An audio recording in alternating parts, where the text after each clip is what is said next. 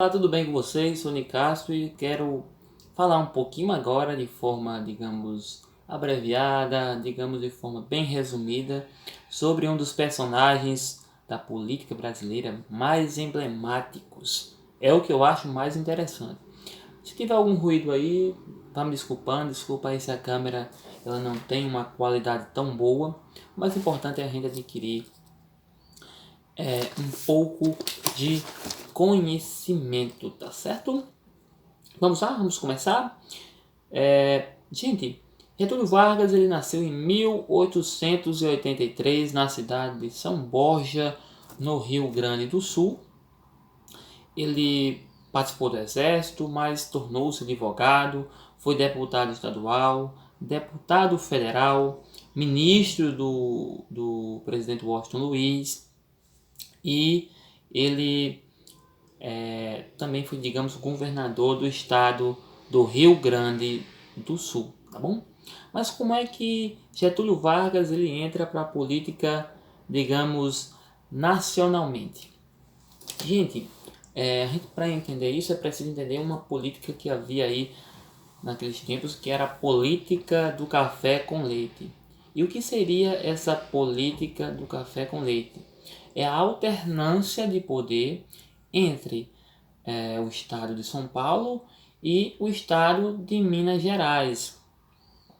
Era a política do café com leite, segundo os fatos históricos, porque São Paulo seria um grande produtor de café e Minas Gerais um grande produtor de leite, né? Há quem diga até que Minas Gerais podia até produzir mais café do que São Paulo, mas isso aí a história não trata, então não vem muito ao caso.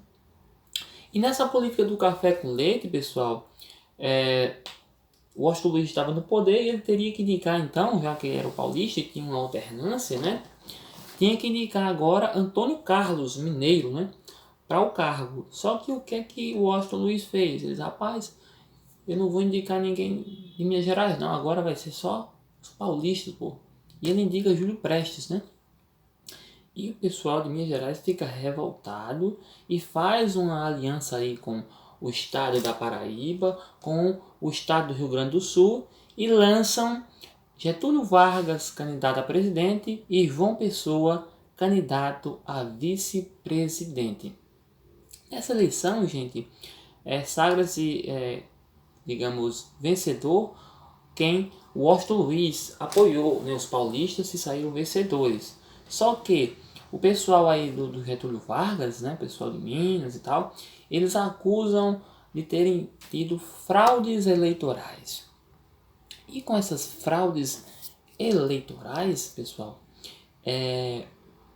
surge aí um movimento, né? A Revolução de 1930, a famosa Revolução de 1930, e Getúlio Vargas utiliza a morte do seu vice João Pessoa, que não tem nada a ver com o caso, mas ele utiliza a morte dele aí para, digamos, usar mais argumentos para essa revolução e tira o Washington Luiz da presidência e não deixa o seu sucessor assumir o cargo.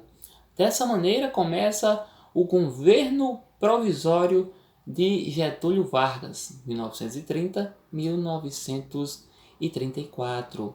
O seu governo é bem pressionado por uma nova Constituição e em 1932 acontece aí, digamos, uma pressão aí por uma nova Constituição. Em 1934 ele cria essa nova Constituição, voto para a mulher. Mais uma coisa interessante, ele coloca, rapaz, agora vai ter o voto popular, vai ser o voto direto, mas na minha eleição não, nas próximas sim, nessa minha não vai ter nada, hein? E ele é eleito, né, de forma indireta, né, ou seja, pelo Congresso Nacional. Mas aí vocês estão pensando, rapaz, esse negócio de reeleição não é bem recente não, né, década de 90 com o FHC, né, o Fernando Henrique Cardoso. Mas aí vamos colocar, ele não está sendo reeleito, ele está sendo eleito, porque em 30 ele deu um golpe. Então, aí surge em 1935 a 1937 o governo constitucional, né, que tinha a ABI, né, a A e B, aliás, né, Ação Integralista Brasileira, e a UNL, né? Aliança Nacional Libertadora, tá certo? A AIB, gente, era tipo um grupo que defendia, digamos assim, um governo mais radical, parecido, digamos, com o de Mussolini na Itália e de Hitler na Alemanha, né? Getúlio Vargas até gostava um pouco desse modelo de governo, certo? E o Getúlio Vargas, né? Ele plana aí com seus aliados um plano, o plano Cohen, né? Segundo ele, será que eu disse certo? Plano Cohen? Tomara que sim. Se não for, eu espero só que vocês entendam o raciocínio. Eles acusam de existir aí, né, na UDN, né, comunistas com um plano para tomar o poder à força, né? Isso eles planejam, né? Eles inventam esse plano para argumentar um golpe. Agora a gente vai passar para o famoso Estado Novo, ou digamos, entre aspas aí, se quiserem notar para vocês, o Estado Novo foi o momento onde Getúlio Vargas governa de forma ditatorial, tá bom? E ele no governo aí, digamos, ditatorial, né? O Getúlio Vargas, ele começa a perseguir, digamos, de forma mais intensa as pessoas, tá certo? Ele cria o famoso DIP, Departamento de Imprensa e Propaganda. Gente, a partir desse momento é criado aí, digamos, uma rigidez maior, né? Até sambas da época eram perseguidos, né? Que tinham letras que, digamos, da malandragem, daquele pessoal que não gosta de trabalhar, foram perseguidos, né? Então anotem aí, porque é muito importante. DIP, Departamento de Imprensa e Propaganda. Pessoal, também nessa época foi criado a CLT, né? A consolidação das leis trabalhistas, né? Onde foi colocado aí, foi criada a carteira de trabalho, férias remuneradas, entre outros direitos, tá bom? Só que nesse Estado Novo, gente, qual vai ser o ponto crucial para o fim do Estado Novo? A Segunda Guerra Mundial. Sabe por quê, pessoal? O Brasil se manteve neutro até, digamos, os 45 minutos do segundo tempo, né? Ele estava aí defendendo digamos, se mantendo neutro, né? Nem do lado, digamos, dos alemães, Estados Unidos, né? Que tava, enfim, manteve-se neutro. Só que em determinado momento, né, os Estados Unidos ofereceram aí grandes investimentos, grandes empréstimos, e o Brasil participa da Segunda Guerra Mundial, manda de 20 a 25 mil soldados para combater na Itália, tá certo? Só que por que eu digo que a Segunda Guerra Mundial pode ser considerada o ponto crucial para o fim do Estado Novo? Porque como é que o Brasil luta lá fora contra regimes ditatoriais e dentro vive uma ditadura? O pessoal começou a se revoltar e queria a renúncia de Getúlio Vargas, e ela vem a acontecer, tá certo? Quando Getúlio Vargas renuncia, a gente tem um outro presidente chamado o Dutra, né?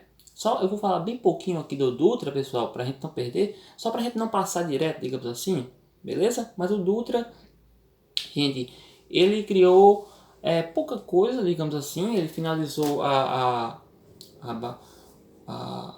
bacia do Rio São Francisco, né? Aquela hidrelétrica. Será que saiu, hein? Acho que não. Ficou meio... Você sabe o que é, né? Eu sou meio gago, mas dá certo. Do Rio São Francisco. Criou um plano chamado SALT, né? SALT, né? Saúde, a L alimentação, SALT, T de transporte e E de energia, tá bom? Plano SALT. É considerado um plano fracassado porque prometeu muito e fez pouco, tá bom? O Dutra também ele fez a rodovia Rio-São Paulo, né? Conhecido também como rodovia Dutra, né?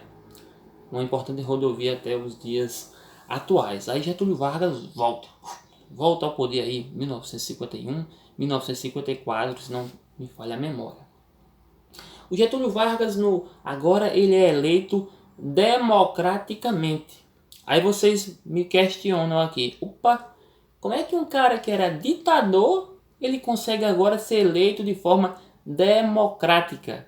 Gente, é bom que se entenda, o Getúlio Vargas, ele lidava com as massas, ele era populista, né? Ele fez leis trabalhistas, essas leis trabalhistas muita gente já cobrava, mas foi ele que colocou em prática, foi ele que, digamos, acendeu a chama, digamos, a chama que estava acesa no peito de alguns brasileiros ali, e ele ficou muito popular a ponto de ser eleito democraticamente, mesmo tendo feito um governo ditatorial, tá certo? Num passado recente, tá bom? Mas o que é que ele faz nesse novo governo? Ele se afasta dos Estados Unidos, porque os Estados Unidos eles queriam investir no Brasil porque o petróleo era uma grande promessa, era uma grande riqueza. Hoje é, mas naquele tempo não era diferente. E o que é que acontece? Mas o Getúlio Vargas ele não quer que os Estados Unidos investam aqui, eles querem fortalecer, digamos assim, a indústria nacional, fortalecer as empresas nacionais. E o Getúlio Vargas, ele faz isso, só que ele incomoda muita gente mesmo. E o que é que acontece, pessoal? Ele acusa, né, os Estados Unidos, os seus opositores de serem entreguistas, ou seja, querem entregar as nossas riquezas para pessoas estrangeiras, tá certo? Ele cria a Petrobras em 1943, tá certo? Mas ele continua sendo muito pressionado. E aí acontece um fato crucial, tá certo? Para a sua renúncia, tá bom? Que é um atentado. Gente, eu vou até olhar aqui que eu grifei aqui de mais importante, porque para mim não esquecer de nada para vocês, tá certo? Pessoal, é que eu tenho minhas anotações aqui, ó. Eu estou tentando resumir, tá bom? Porque se eu vou falar tudo isso aqui, é coisa para mais de uma hora, vocês não vão assistir, né? Então, pessoal, o que que acontece de forma para, digamos, um fato crucial para o fim, para levar Getúlio Vargas aí ao seu fim? Pessoal, aconteceu um atentado, tá certo? Contra o Carlos Lacerda, que era o principal opositor de Getúlio Vargas, tá certo? Junto com o Carlos Lacerda vinha Rubens Vaz, tá bom?